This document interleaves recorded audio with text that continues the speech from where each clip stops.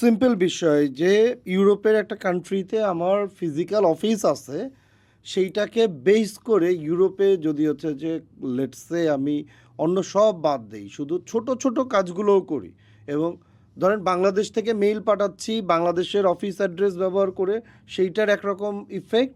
আর হচ্ছে যে ইউরোপের একটা কান্ট্রিতে আমার ফিজিক্যাল অফিস আছে, আমি সেইটা ওয়েবসাইটে শো করতে পারছি। কেউ এবং ইউরোপিয়ানই যাচ্ছে আপনার মার্কেটিং করার রাইট, জন্য। এবং একজন ইউরোপিয়ান যাচ্ছে, আবার কেউ যদি চায় আমার অফিস ভিজিট করতে, ওয়েলকাম। সেটা কোয়ার্ক অফিস আছে খুব অল্প খরচে। তো ইভেন আরেকটা বলি জি, আপনি একটা মেইন অফিস নিতেও আপনার 100-150 ইউরোতে আপনি ভাড়া পেয়ে যাবেন ছোট একটা রুম, ফুল ফার্নিশড, ফুল ফার্নিশড। গ্রেট। তো এবং তখন ক্লায়েন্ট যখন এসে তার লোক পাঠিয়ে দেখবে যে না এরা ফিজিক্যালি এক্সিস্ট করে, তখন ট্রাস্ট ফ্যাক্টরটা আসমান ছোঁয়া হয়ে যাবে।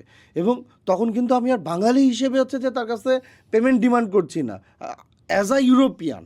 তো সে যখন হচ্ছে আমাদের যেটা হয়েছে আর কি, যে আমরা যখন অনলাইনে ইউএসএ, ইউকে বা অস্ট্রেলিয়া বা ইউরোপিয়ান কোনো ক্লায়েন্টের কাছে বলি, সে তখন এখন ডিরেক্ট হিসাব করে যে তোমার এটা তো 100 টাইমস, 120 টাইমস, তো তুমি এত ডিমান্ড করছো কেন? ট্রু।